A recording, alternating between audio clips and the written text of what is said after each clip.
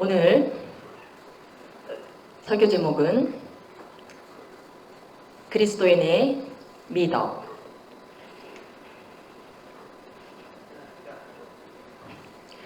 미덕이란 제목으로, 그리스도인의 미덕이란 제목으로 은혜 나눕니다.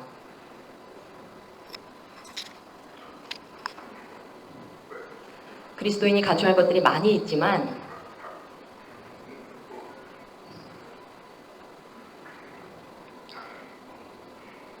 우리 그리스도인이 갖춰야 될 미덕들이 너무 많아서 한 가지 집중해서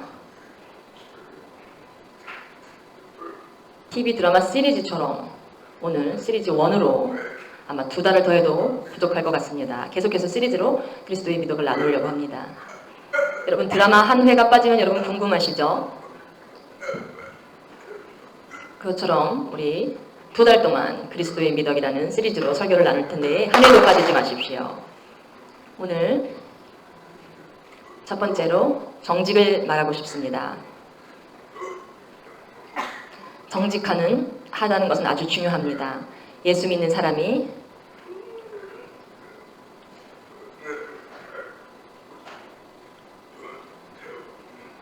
정직에 대해서 집중적으로 오늘 이야기 나누기 원합니다. 과거 우리나라의 새 대통령이 선출되고 나서 윤석열 대통령이 당선되고 나서 지금 뭐를 준비하고 있냐면 18명의 장관들을 선출하려고 하고 있습니다. 지금 임시로 후보자들을 선정하고 있는데 확실한 것은 국회에서 이제 그 후보자 선출할 사람들의 후보자가 가서 청문회를 하게 되는데요.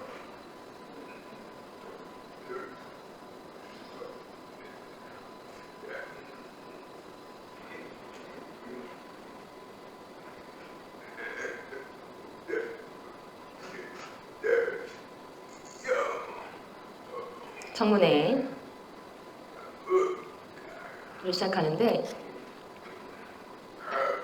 각 총리부터 그 청문회에 참여해서 진지하게 토론하게 됩니다. 근데 전부터 누구 뽑기도 전에 미리 그 사람에 대한 막 평판이 막 쏟아져 나옵니다. 불이한 적이 있고 좋지 않은 것들을 저 사람은 안 된다 하고 반대하기 위해서, 그 사람은 자격이 없습니다 라고 하기 위해서. 오늘날 우리나라가 모습을 보면 너무나 혼란스럽습니다.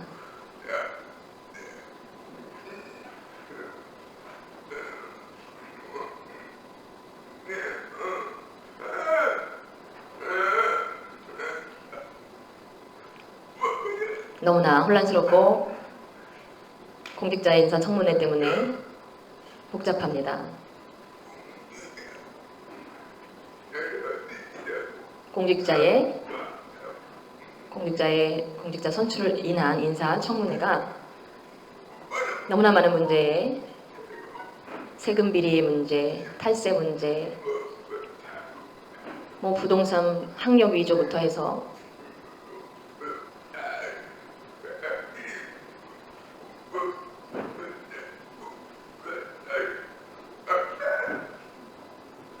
여러 가지로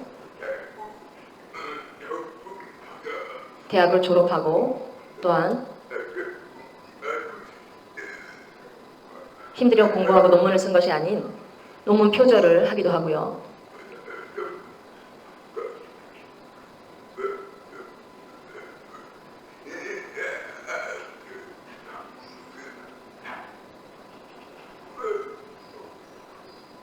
또 병역 기피한, 군대 가기 싫어서 일부러 서류로 그 병역을 기피했던 그 조사들, 또한 음주운전했던 기록들, 학력 위조했던 기록들, 가족 간의 비리들까지 다 끄집어냅니다. 그래서 후보자에 대해서 다시 보게 됩니다.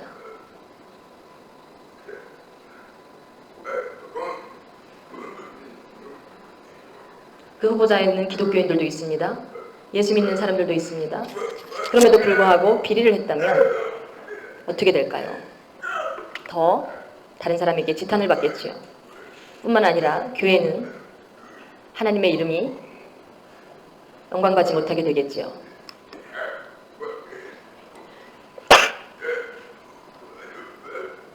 우리나라뿐만 아니라 미국도 마찬가지입니다. 미국도 그냥 선출하기보다는 공직자 인사청문회를 열어서 의견을 수렴합니다.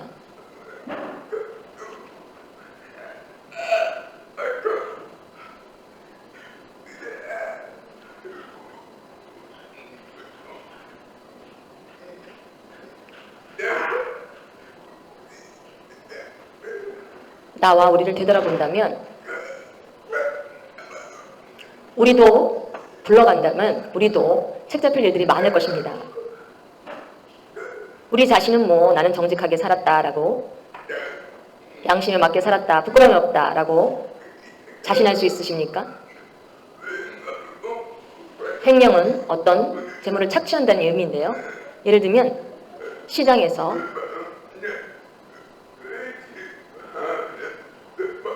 만약에 시장에서 주인이 잔돈을 잘못 계산해서 많이 주었다면, 조금 받아야 되는데 많이 주었다면, 그걸 가지고 신나한다면 여러분도 불의한 것입니다. 작은 돈이라고 할지라도. 거기에 대해서 솔직히 말하지 않고 입 다물고 그냥 조용히 간다면, 기뻐한다면 우리도 불의한 것입니다. 예수 믿는 사람들은 솔직하게 제 것이 아닙니다 하고 돌려드려야 합니다.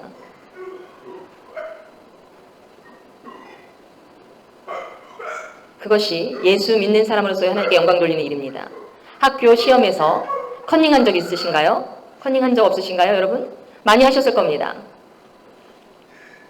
또 줄을 서야 하는데 새치기 하신 적 없으신가요?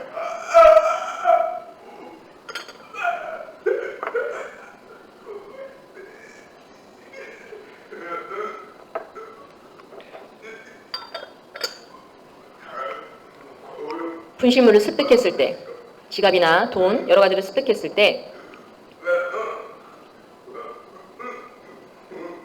버려진 물건을 돌려줘야 하는데 그냥 그것이 내 것인 양 가지고 있다면 여러분도 죄를 짓는 것입니다. 그래서 쓰레기를 또 아무데나 버리는 것, 다른 사람이 안 볼 때, 돈을 빌리고 나서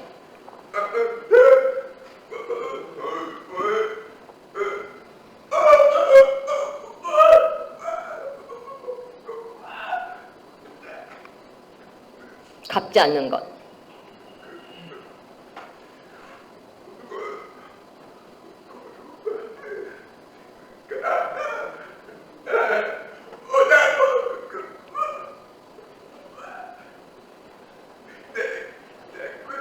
책임을 회피하는 것.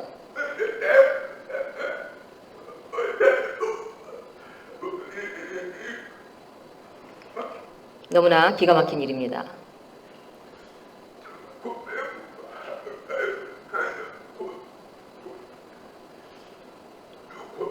우리가 하루 안에 사용하는 거짓말이 얼마나 많습니까? 물론 좋은 거짓말도 있습니다. 어떤 사람의 허물을 덮기 위해서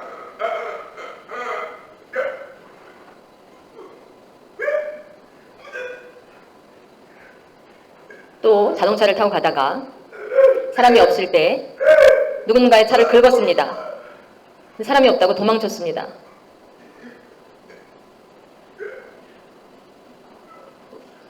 한국 사람이 미국에 갔는데 목사님께서 교회 초빙하고 설교를 마치고 어떤 사람의 집에 방문했습니다. 아파트에.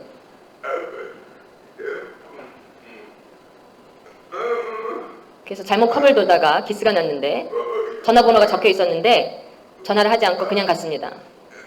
결국 그 다음날 주일날 목사님이 설교를 마치고 인사를 하는데 어떤 사람이 며칠 전에 제 차 긁으셨죠? 그러는 거예요, 목사님. 그 차가 바로 내 차입니다. 아파트 위에서 제가 보고 있었습니다. 말없이 가시더군요. 그랬습니다. 목사님이 너무나 창피했습니다. 부끄러웠습니다.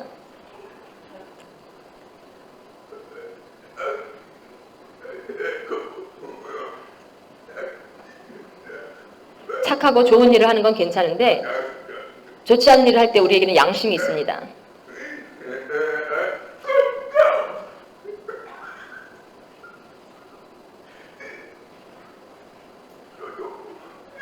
우리의 도덕성의 문제입니다.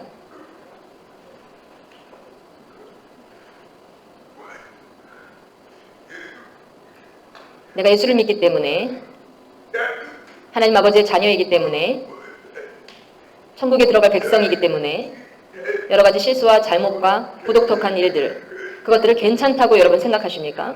그렇지 않습니다.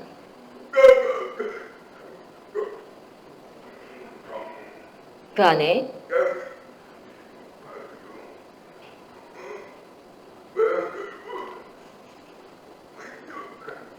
우리가 정말로 하나님의 자녀로 구원받은 사람이 맞는가?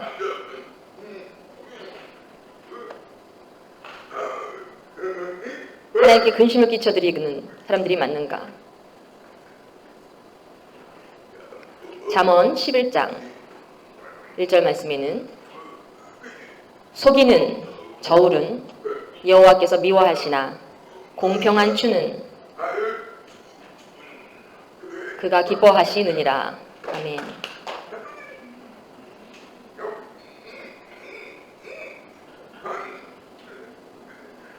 하나님은 공평하심으로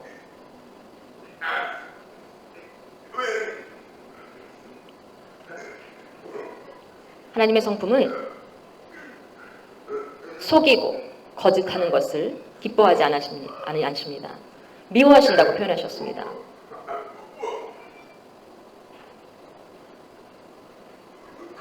여러분 이 그림을 보십시오.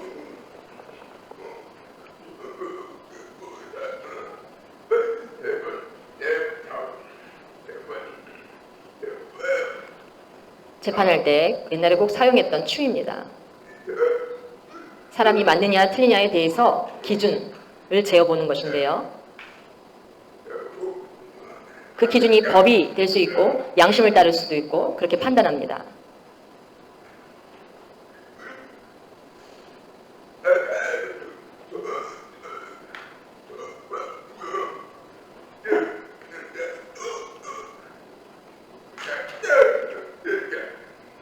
신자와 불신자가 신자라고 다 정직한 것은 아닙니다. 불신자들도 정직한 사람이 있습니다.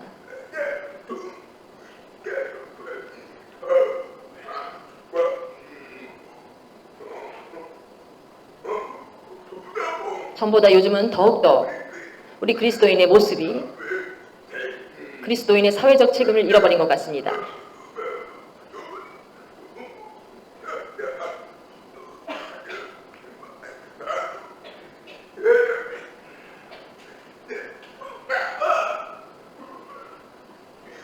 빛과 소금의 역할이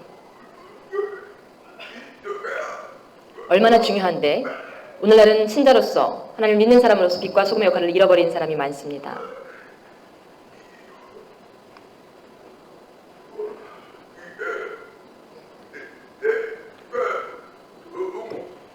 또한 미덕과 성품, 수화로 성품이라고 이야기합니다.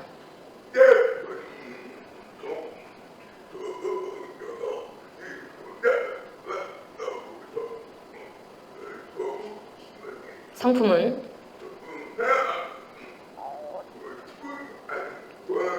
하나님과 관계되어 있는 것입니다. 하나님의 성품, 우리가 닮아가야 할 필요가 있습니다.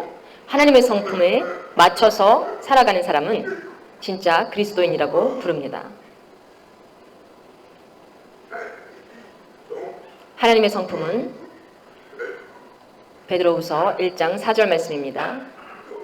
이로써 그 보배롭고 지극히 큰 약속을 우리에게 주사 이 약속으로 말미암아 너희가 정욕 때문에 세상에 썩어질 것을 피하여 신성한 성품에 참여하는 자가 되게 하려 하셨느니라. 아멘. 우리가 하나님의 자녀라면 하나님의 성품을 닮아야 합니다. 하나님의 성품을 100% 담기는 어려우나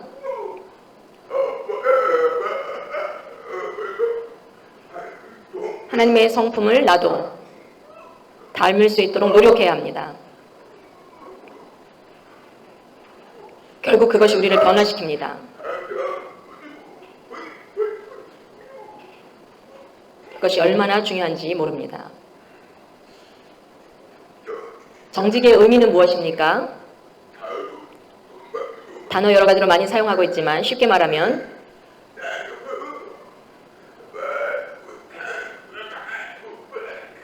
말과 행동이 같은 것, 겉과 속이 같은 것,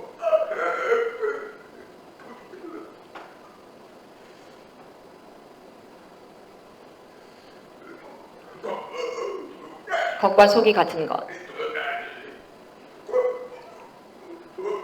그것을 정직이라고 말합니다. 악을 버리고 거짓됨이 없는 것, 그것이 바로 정직이라고 이야기합니다.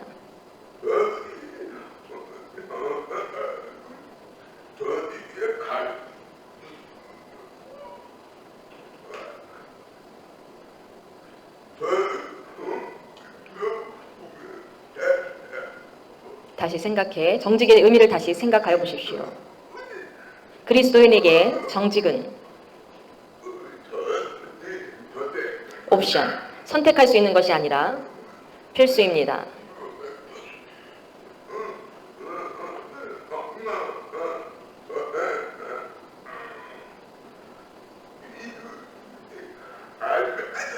하지 않으면 안 되는 일이라는 것입니다. 반드시 필요한 일. 그리스도인에게 정직은 잃어버려서는 안 될 필수적인 요소입니다.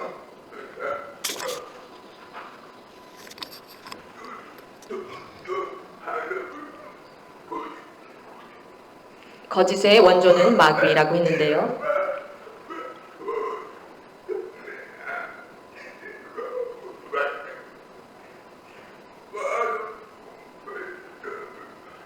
요한복음 8장 44절에 너희는 너희 아비 마귀에게서 났으니 너희 아비의 욕심대로 너희도 행하고자 하느니라. 이는 그가 거짓말쟁이요 거짓의 아비가 되었습니다.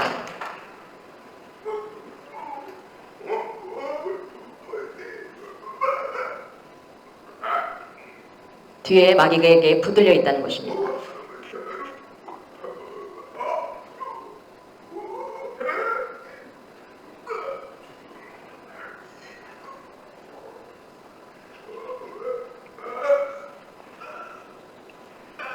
이는 거짓말쟁이요 거짓의 아비가 되었습니다. 거짓말 대회가 있다면 마귀가 이깁니다, 여러분. 그리고 아담과 하와 때에 하나님께서 에덴 동산에서 선악과를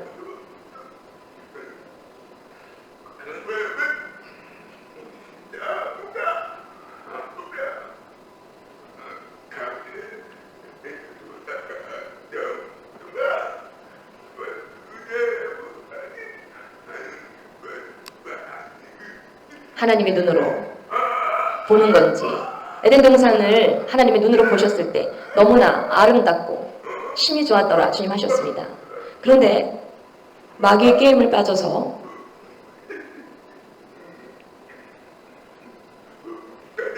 이 선악과를 따먹어도 죽지 않는다, 하나님처럼 된다라는 속임에 빠지게 됩니다.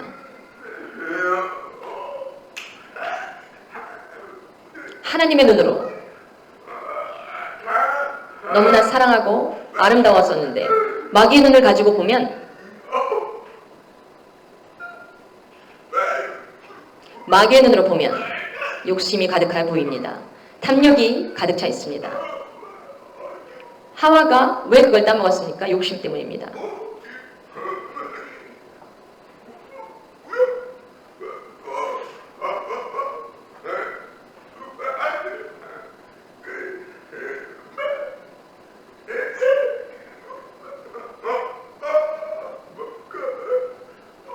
욕심 때문에. 여러분, 동물은 욕심이 있을까요? 없을까요? 개, 돼지, 호랑이는 욕심이 없습니다.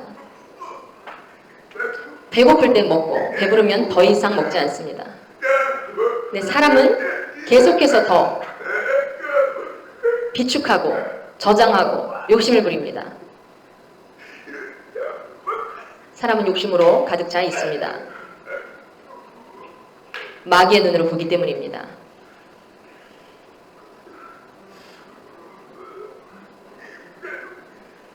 일본에서 한국 목사님 모임이 있는데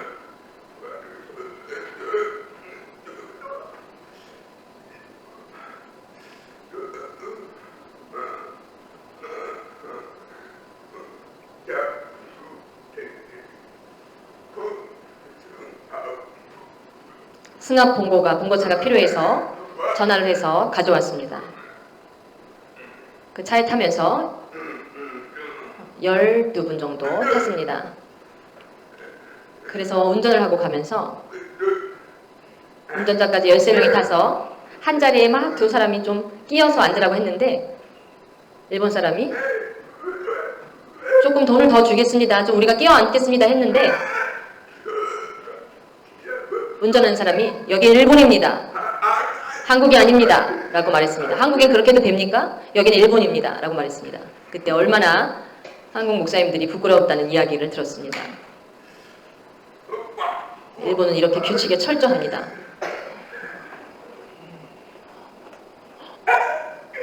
한국은 뭐 한 번쯤 괜찮지라고 얘기합니다. 어릴 때부터. 그러나 일본은 어릴 때부터 규칙을 중요하게 생각합니다. 사람에게 피해주지 않으려고 노력합니다.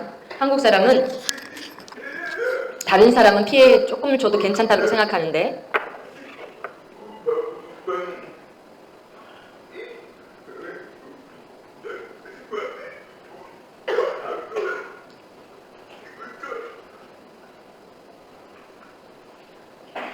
우리가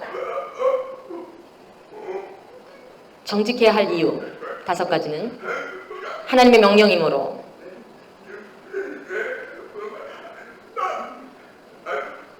하나님의 명령이므로 그렇게 해야 합니다.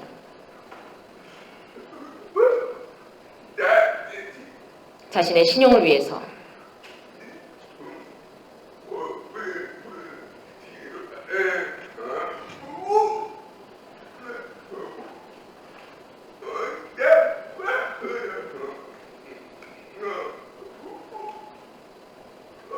또한 우리가 정직해야 할 이유는 회개의 기회가 되기 때문입니다.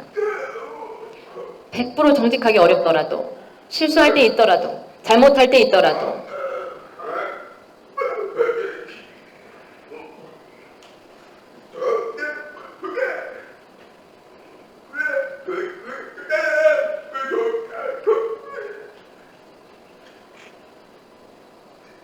네 번째는 우리가 정직해야 하므로 자신의 복을 받기 위해서입니다.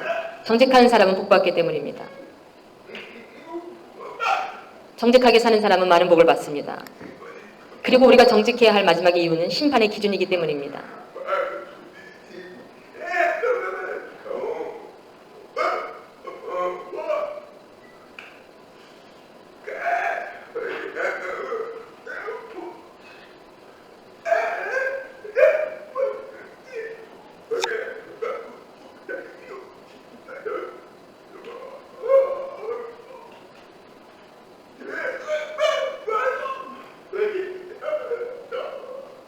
죄를 얼마나 많이 졌냐의 문제가 아니라 회개를 얼마나 잘하고 있느냐가 문제입니다. 레위기 19장 11절부터 12절 말씀.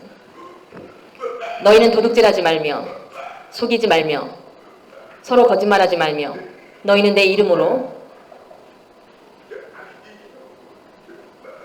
거짓 맹세함으로 내 하나님의 이름을 욕되게 하지 말라. 나는 여호와이니라.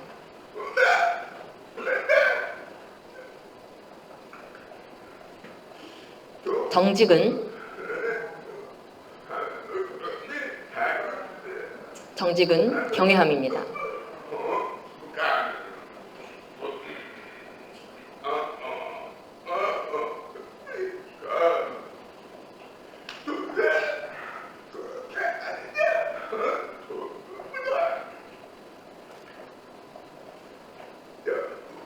잠언 14장 2절 말씀에 정직하게 행하는 자는 여호와를 경외하여도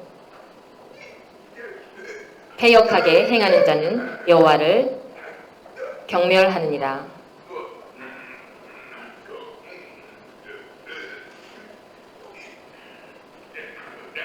아멘.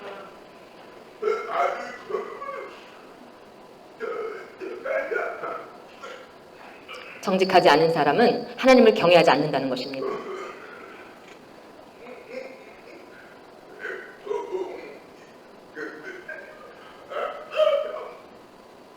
성경에 등장하는 정직맨이 있는데요. 그 숫자 많은 사람 중에 4사람을 뽑았습니다. 그 첫 번째가 다윗입니다.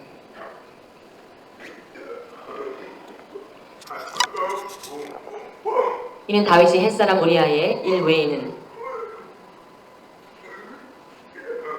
다해서 죄를 범하고 우리아의 일로 범죄합니다. 근데 그는 범죄하였지만 회개를 하고 다시는 그렇게 하지 않았습니다.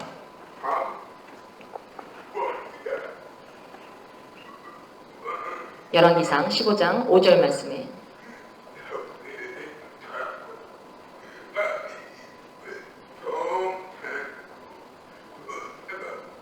정직하게 행하고 자기에게 명령하신 모든 일을 어기지 아니하였습니다. 아멘.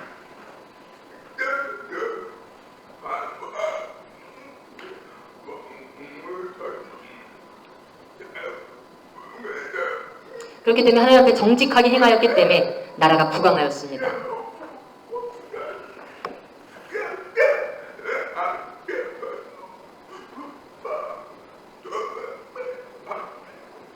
그래서 하나님 축복해 주셨습니다.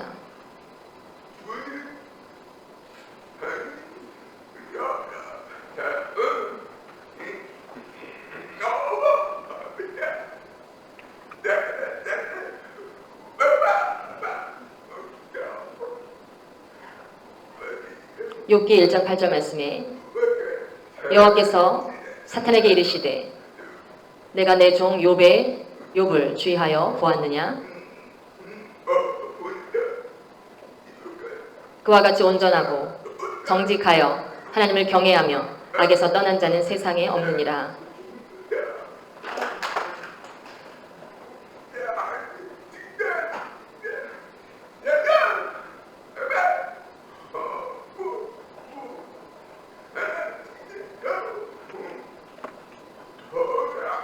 욥은 정직한 사람이었습니다. 고난과 어려움에도 정직함으로 온전히 하나님을 경외함으로 하나님께 축복을 받은 사람입니다. 세 번째로 성경에 등장하는 정직맨, 그는 히스기야 왕이었습니다.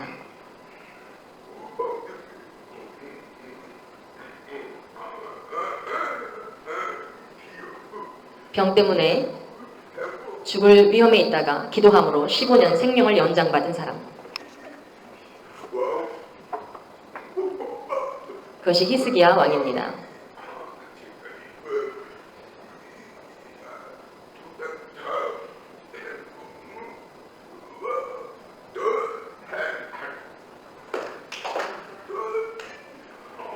여호와께서 보시기에 정직하게 행하여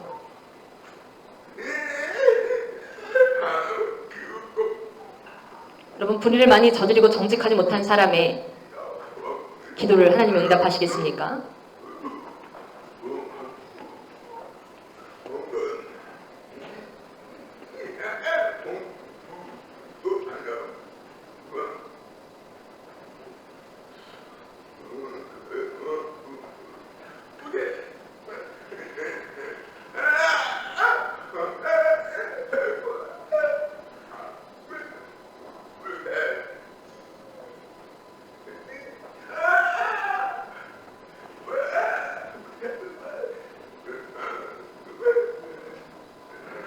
모세가 만들었던 놋뱀을 이스라엘 자손이 이때까지 향하여 분향함으로 그것을 부수고 느우수단이라 일컬었더라.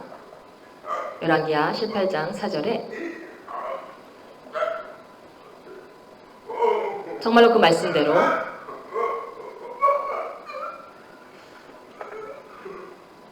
문제는 모세가 죽고 그 후에 그 자손들이 모세의 역사가 일어난 후에 그것을 섬겼다는 것입니다. 모세가 만들었던 놋뱀을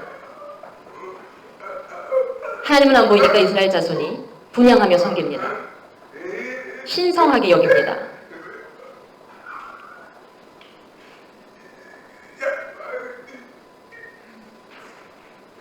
그래서 히스기야 왕 때 그것을 부수었다는 것입니다.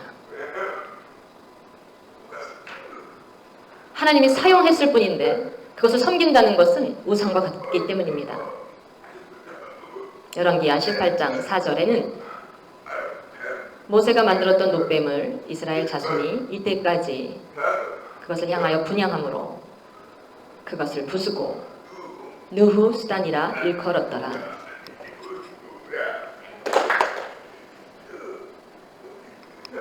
느후스단,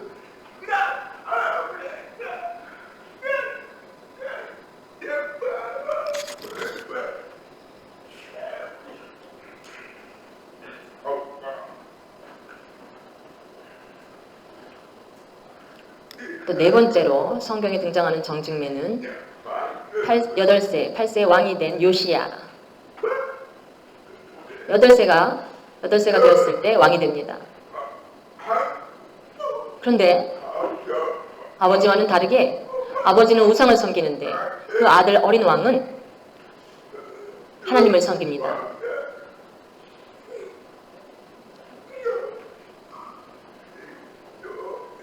역대하 34장 1절부터 2절까지의 말씀에 요시야가 왕위에 오를 때의 나이가 8세라 예루살렘에서 31년 동안 다스리며 여호와 보시기에 정직하게 행하여 그의 조상 다윗의 길로 걸으며 좌우로 치우치지 아니하고 아멘.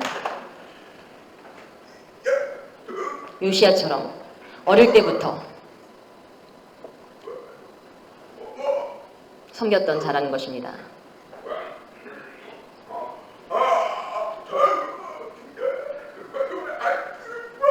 하나님이 이렇게 정직한 사람으로 여러분을 보시면 좋겠습니다. 넌 정직하구나 인정받는 사람, 그 사람은 복받는 사람입니다. 그렇다면 정직한 대통령이 있습니까? 우리나라의 대통령 역사에서 다 문제가 많았습니다. 한국에는 정직한 대통령이 없었습니다. 지금 이제 윤석열 대통령이 뽑혔는데 지금은 어떻게 했다라고 평가하기 어렵습니다. 그만두고 나서야 그 대통령이 정말 잘했다 평가할 수 있겠습니다. 지금은 모르는 일입니다. 그러나 미국은 몇몇의 미국 대통령 중 정직한 대통령이 있습니다. 링컨 대통령. 그는 가난한 자로서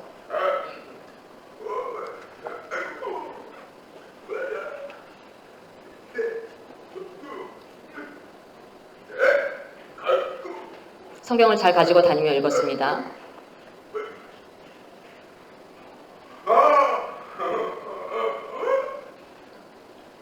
근데 그가 대통령이 된 후에 그는 정말 정직한 대통령이라고 미국이 인정했습니다. 늘 하나님의 말씀을 잘 듣고 순종하며 따랐기 때문입니다. 놀라운 위대한 대통령이 되었습니다. 영국의 격언 중에서 많이 사용하는 이야기입니다. 하루 행복하려면 이발소에 가라.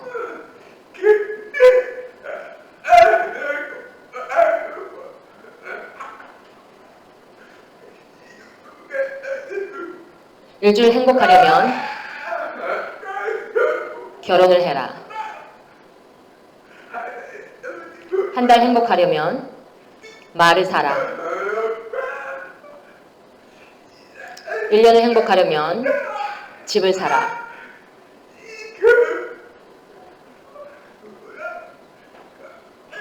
평생 행복하려면 정직한 사람이 되라.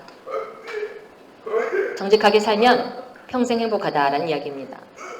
여러분, 우리에게도 정직한 사람이 될 필요가 있습니다. 정직한 자가 받는 축복은 잠언서에 3장 32절에 나타나 있습니다. 패역한 자는 여호와께서 미워하시나 정직한 자에게는 그의 교통하심이 있으며.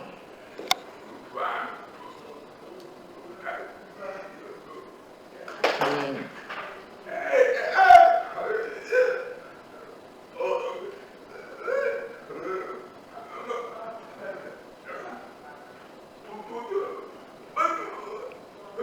형통하다는 뜻입니다.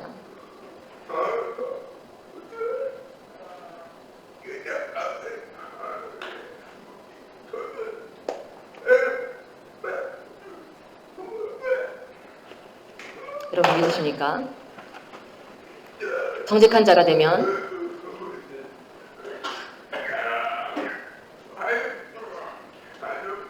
하나님으로부터 사랑받습니다.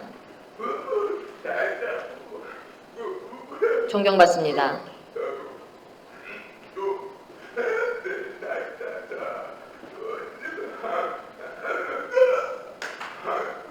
그리고 행복하게 살게 됩니다. 하나님과의 관계가 회복되고 사람과의 관계도 회복됩니다. 거짓말하고 악한 일 하면 감옥 갑니다, 여러분. 비난받습니다. 수치를 당합니다. 살인미수로 잡혔던 이은혜 양이 얼마나 수치를 당하고 있습니까?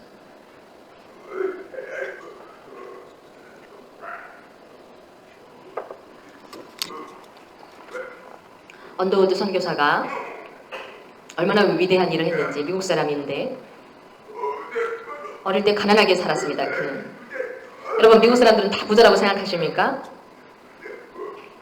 미국 사람도 부자가 있고 가난한 사람이 있습니다. 그는 가난한 사람이었습니다. 그러나 그는 정직한 사람이었습니다. 어릴 때부터 교회를 열심히 다녔습니다. 앉아 교회 예배에 참석하는데 선생님이 그를 보고 헌금 시간에 눈을 감고 있어서 항상 헌금 시간에 기도하고 눈을 감고 있었습니다. 그래서 선생님이 헌금 시간에 왜 눈을 감고 있냐고 그랬더니 그 학생이 선생님 저는 헌금할 돈이 없기 때문입니다. 그래서 헌금 시간에 제 몸을 하나님께 드립니다 하고 기도하는 중이었습니다. 정말로 그 기도대로 한국에 와서 언더우드 선교사는 한국을 위해 몸바쳐 봉사하는 삶을 살았습니다. 가난하지만 하나님 앞에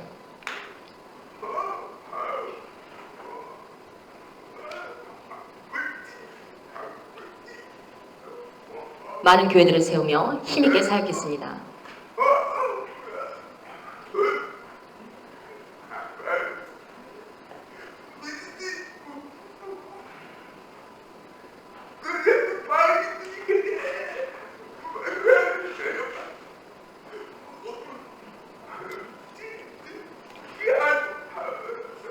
하나님의 나라의 영광을 위해서 사용되었습니다. 하나님이 기뻐하시는 일에 헌신하였습니다. 하나님을 위해 몸을 드렸습니다. 두 번째, 한국 사람으로서 도산 안창호 선생님, 한국이 일본의 압제 속에 있을 때 독립운동에 앞장서셨습니다.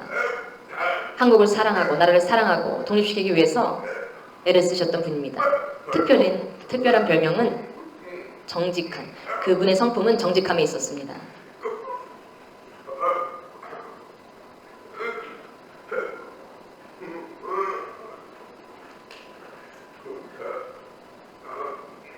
그래서 미국 LA, 캘리포니아,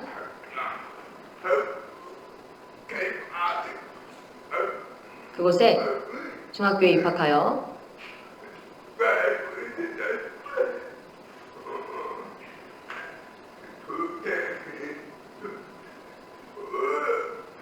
얼굴은 아이같이 젊은데 동안이었습니다. 19세로 20세가 넘으면, 20세가 넘으면 학교에 들어갈 수 없어서 19세라고 이야기를 하면서 학교에 들어가서 면접을 봤습니다.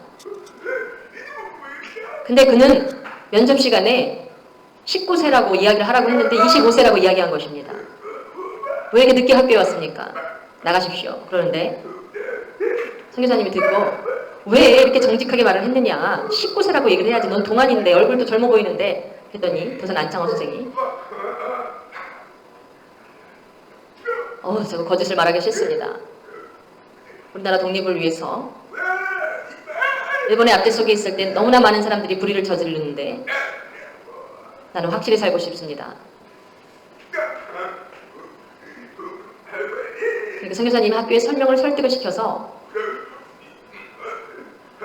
학교에서 그 상황들을 독립을 위해서 또 일본의 압제 속에 있는 모든 상황들을 이해시키고 학교 법을 바꿔서 그 사람을 받아들입니다. 안창호 선생님. 그래서 학교에 들어가게 됩니다. 열심히 공부했습니다.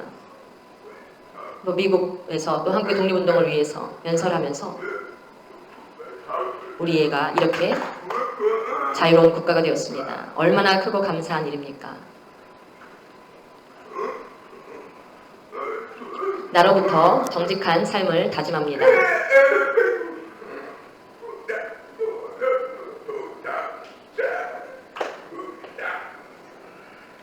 7가지. 오늘부터 절대로 거짓말하지 않는다. 약속합시다. 2번째, 자녀들에게 정직을 가르친다. 정직이 얼마나 중요한 것인지 가르친다. 3번째, 약속을 반드시 지킨다.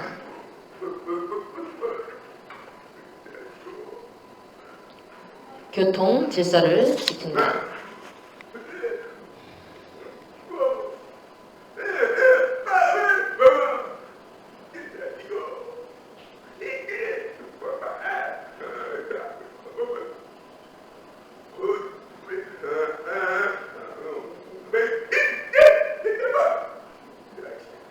거짓과 불의에 침묵하지 않는다.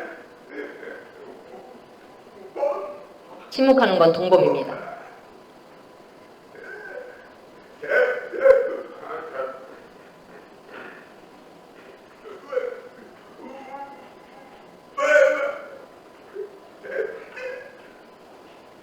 잘못된 부분에 솔직히 책임을 다한다.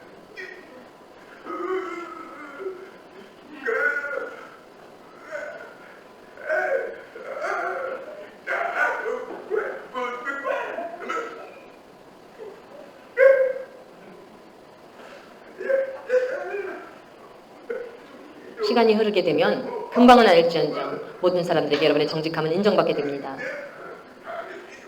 또한 정직한 사람은 세상에서 하나님의 자녀로 인정받게 됩니다.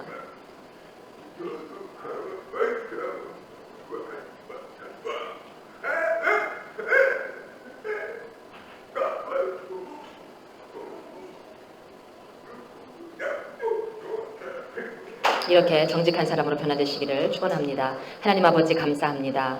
오늘 참 그리스도인의 모습으로 그리스도의 미덕인 하나님의 성품 가운데 정직함에 대해서 듣고 배우고 깨닫게 하시니 감사합니다. 하나님, 세상을 살면서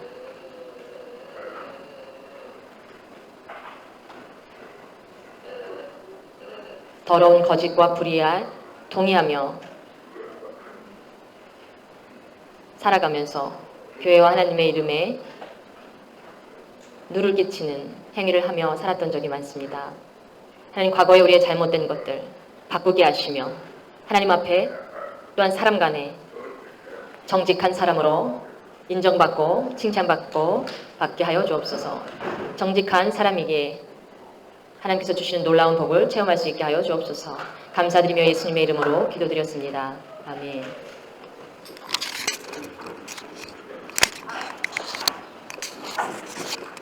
(341장) 찬양하겠습니다.